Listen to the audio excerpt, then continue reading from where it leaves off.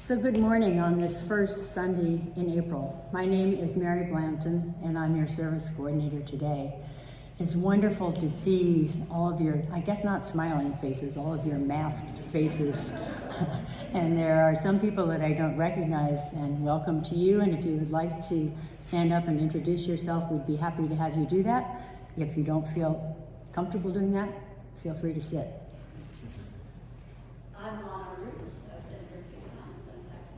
Welcome. Thank you.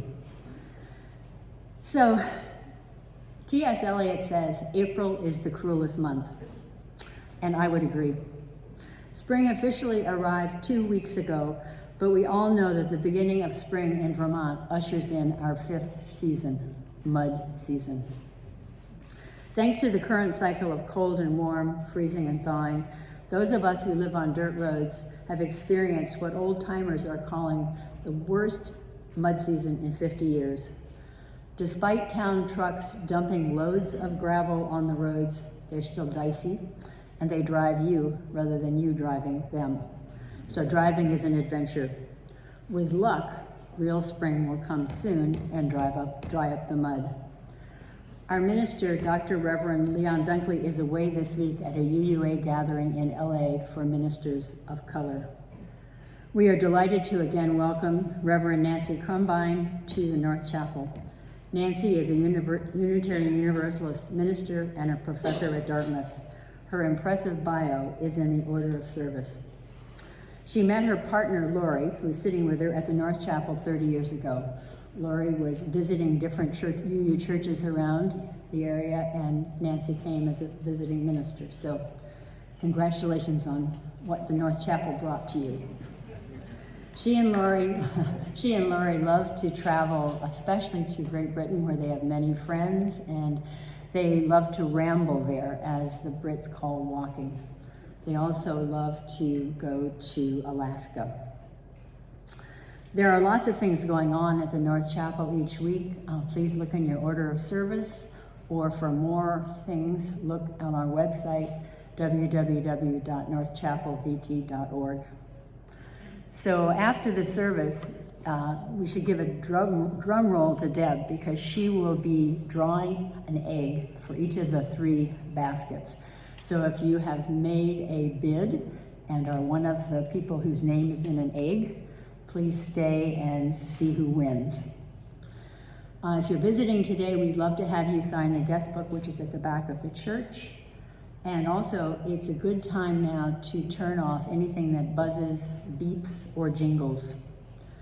And unfortunately, we're still not having coffee hour, but we encourage you to stay and chat, either on the porch or outside, just so we can keep connected with one another.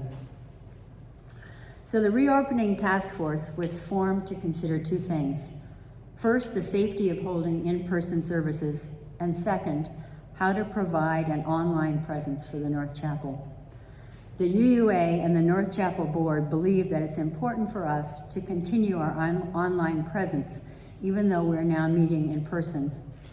During the pandemic, Diane assembled 77 beautiful services on YouTube, and it was not unusual for 150 to 250 people to watch them, from far and near to watch them. We're now using an iPhone to video the welcome and the reflection. And Danielle Sims has graciously agreed to combine the videos and put them on YouTube. Some of you may have even been able to see the services when you weren't able to come to church. Currently, 45 to 65 people are now watching our services on YouTube, even though we're in person.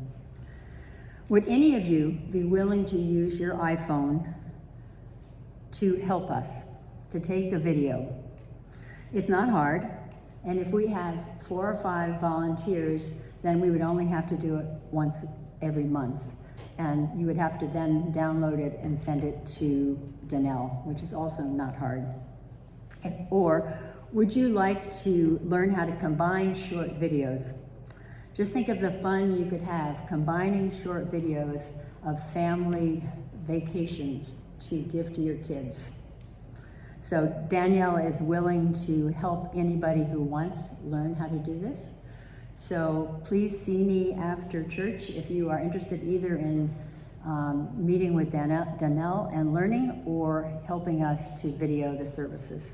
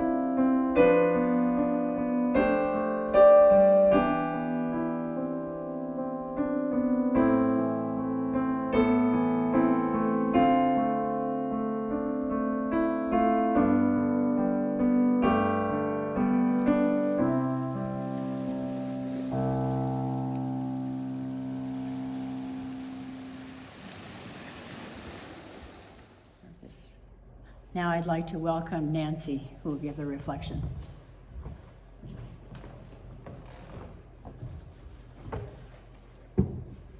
I've just stepped up in the world. She's given me a little stool. Thank you, Mary.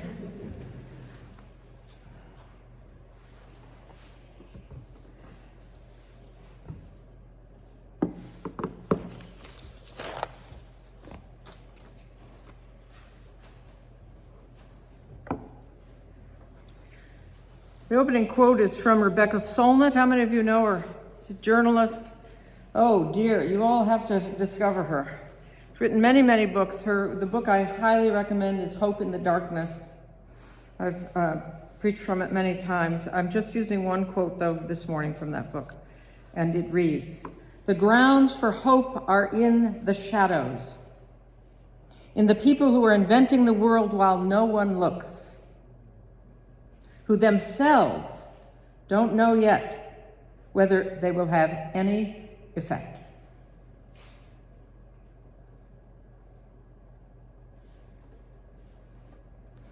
As we stand with Ukraine, as we read her poetry, as we honor her courage,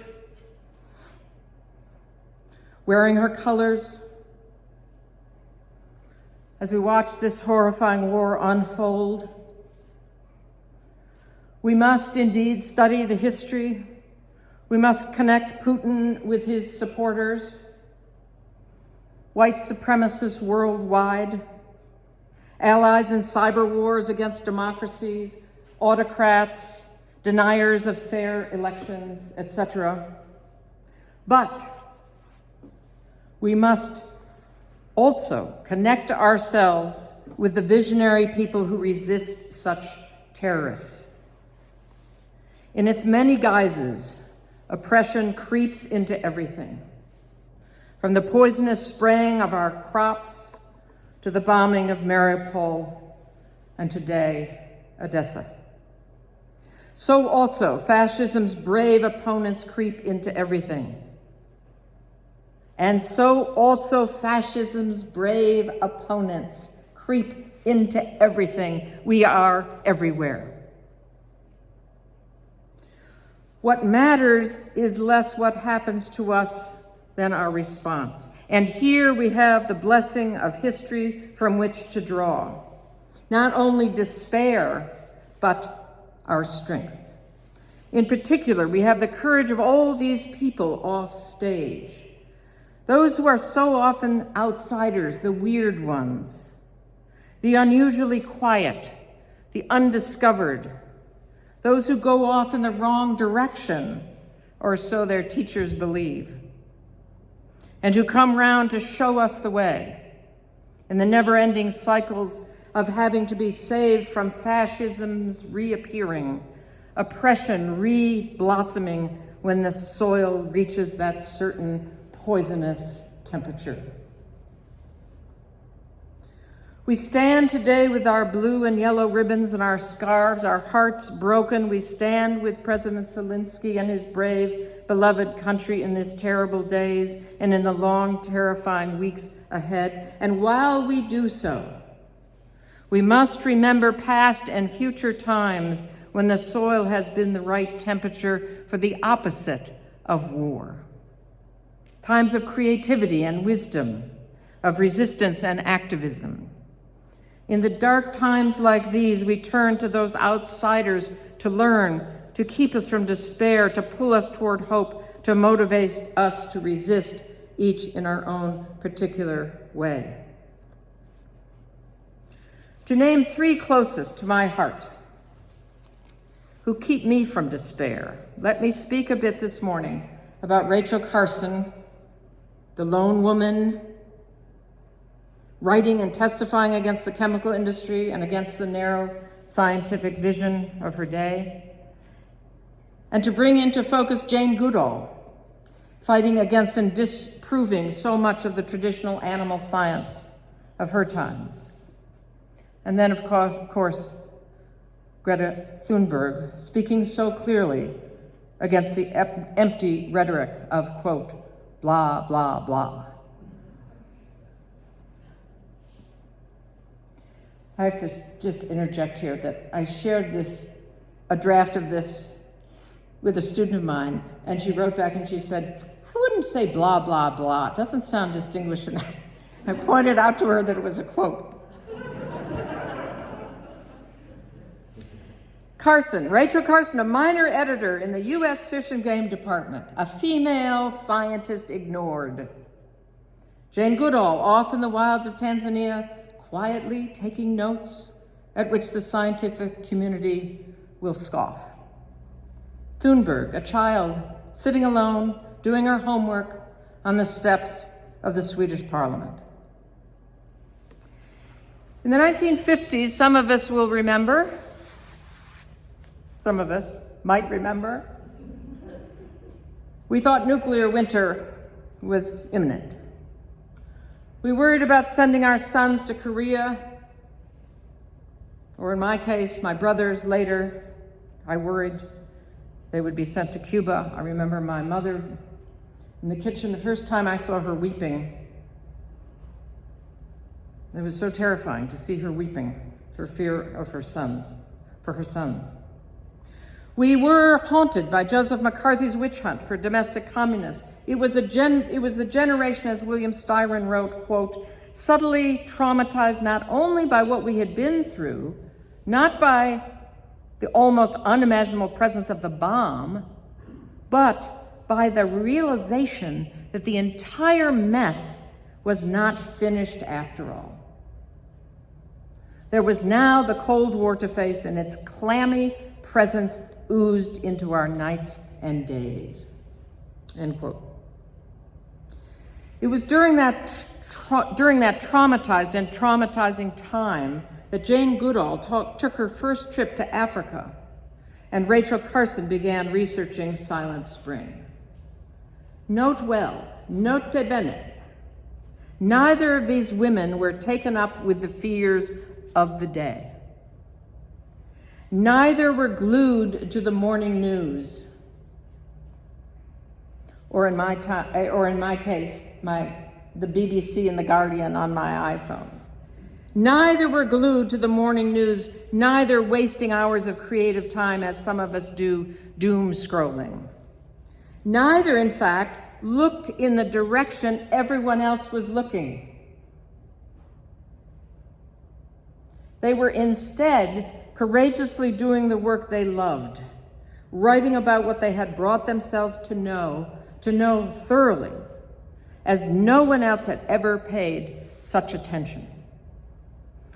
It is that attention that full-on obsessive attention, that single-minded love that brought them to change the way we all think today. How we think of the planet, of the climate and habitat, of ethics itself. And so with Greta, her neuro-uniqueness, allowing her unfettered access to the facts and the necessity of action. This weird kid, her otherness itself, being just the virtue we now need. Outsiders all, these three key women in our planet's struggle to survive, Carson, Goodall, Thunberg, teach us about essential diversity, spirituality, and our own clarity of purpose. They argue for a radical shift in how we inhabit the planet, each articulating the danger of science and technology unmoored from ethical responsibility. Outsiders, as females, wander as wanderers. Jane off in Africa, Rachel, a shy government science editor, a woman-centered woman in an almost entirely male world, writing alone way into the night in a little cottage on the Maine coast. Greta living the isolation of autism. What they teach us is to explore what we love, commit to it with the passionate focus of a lover, ignore how odd others find us. The love of the sea leads to a David taking down Goliath, a woman already dying of cancer testifying to Congress. The love of animals transforms our understanding of all species, overturns the dominant paradigm of human exceptionalism. An obsessive focus on the science of climate change on the part of a desperately lonely, isolated, and mute teenager leads to a worldwide social action. Now I'm going to talk a little bit more about Rachel Carson than I am the other two. The other two are a whole nother, deserve their own reflection. But I do want to say a little bit more about Rachel. Because I've been obsessed with the question, how did a poor reclusive girl from a tiny coal-blackened town in western Pennsylvania end up where she ended up? How did she become who she became? How did she come to change so much of how we think and what we know we must do? I'd like to unpack her otherness this morning.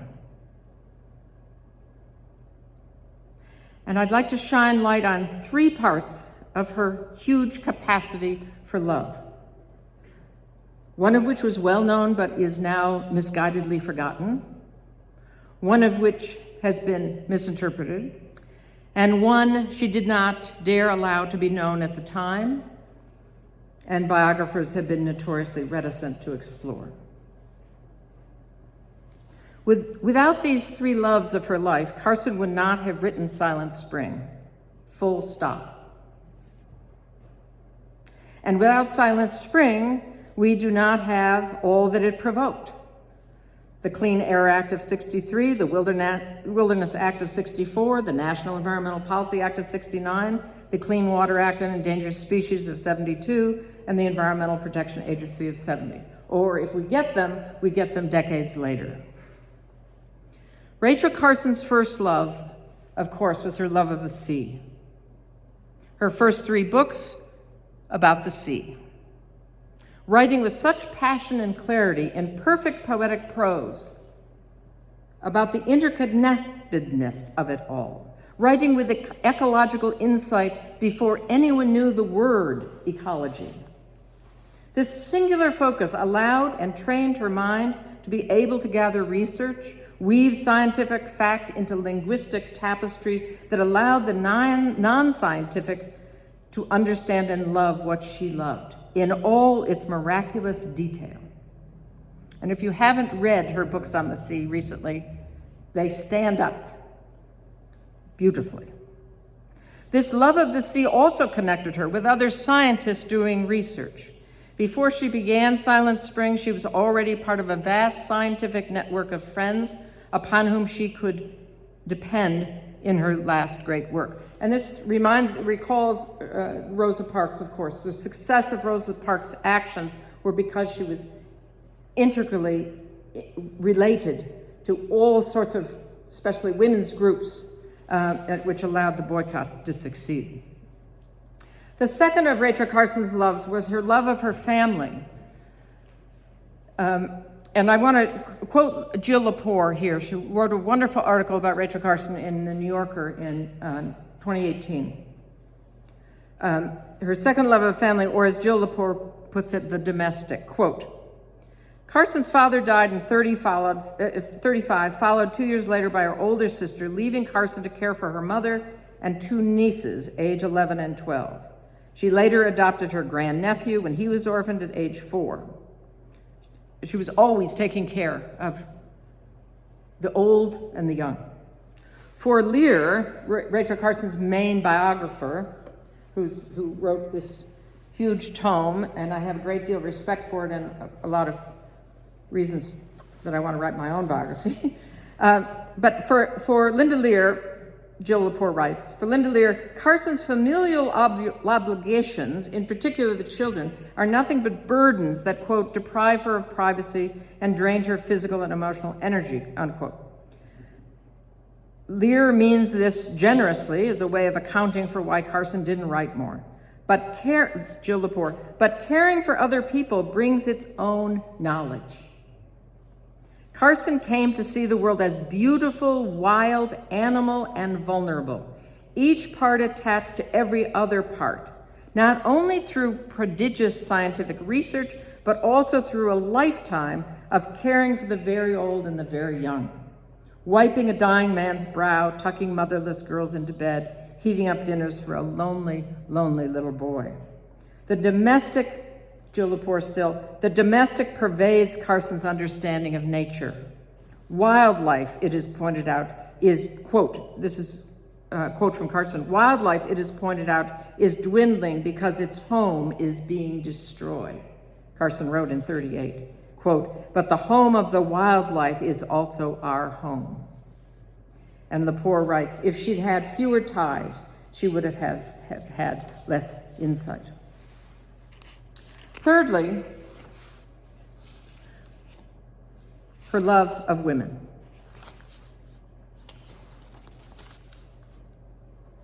Starting with her English teacher at Chatham College, which, by the way, was the first professorial position I had after graduate school. She was clearly in love with her English teacher, and then even more so her biology teacher, Mary Scott Skinker, whom she followed to Woods Hole and then to Johns Hopkins. And finally, the great love of her life, Dorothy Freeman, her neighbor up in Maine. And again, that whole story is another reflection. And I'd be happy to come back and give it.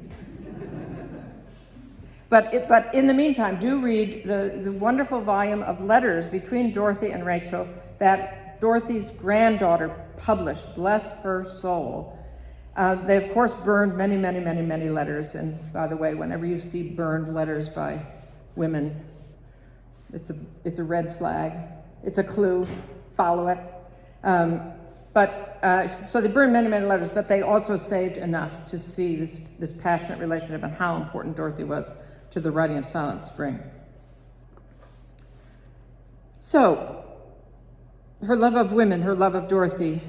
There is, of course, an otherness here, an outsidedness. The center of Carson's life was off stage. She was off stage, a lovely poetic writer about the sea until that great passion for the sea, combined with her community of researchers, fellow lovers of the sea, and her attention to detail and the importance of habitat. And then finally, her devoted partner, without whose encouragement and understanding she never could have written Silent Spring. And Rachel says that, and it's quite clear from the letters that is the case. Until all of these brought her out of the shadows, up from the cellar, out of the remote cottage, to that lone seat in front of Congress to explain to these men exactly what they were not seeing, exactly what they needed to do. And Rachel says, in this session. This has to be done now.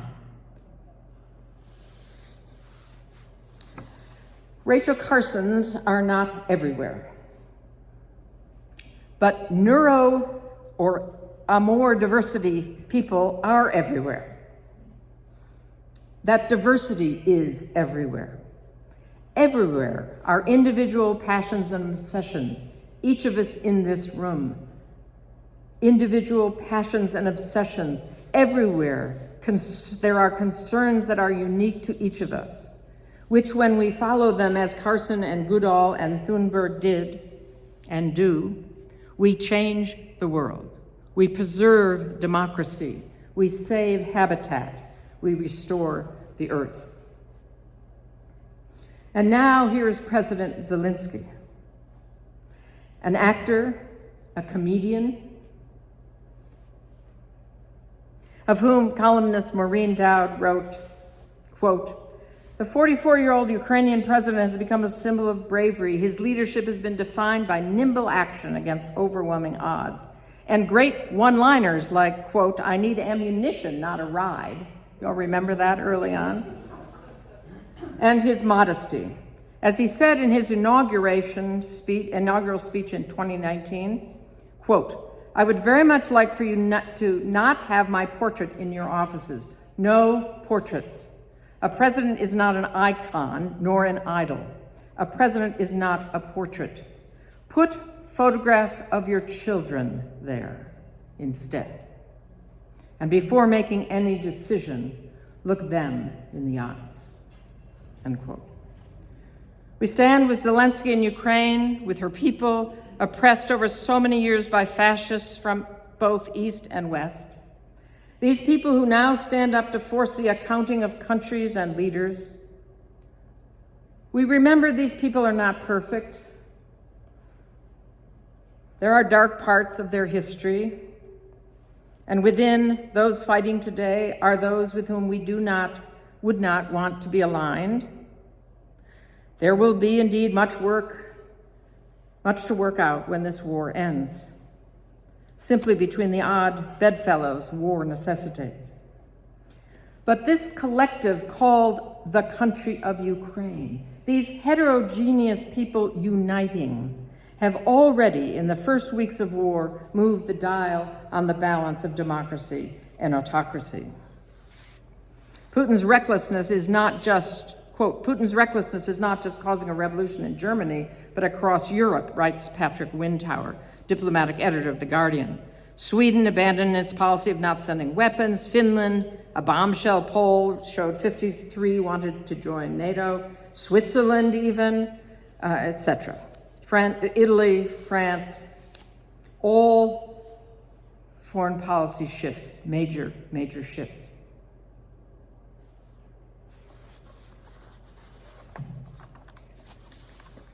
Also in Hungary and the interesting election tomorrow.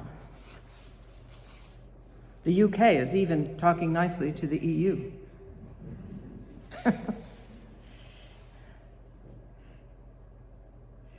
Our world is utterly changed by the courage of the Ukrainian people, by the courage of its soldiers, by the small acts of kindness of their neighbors, in the poetry being written as we speak in the subway tunnels and cellars of ordinary people.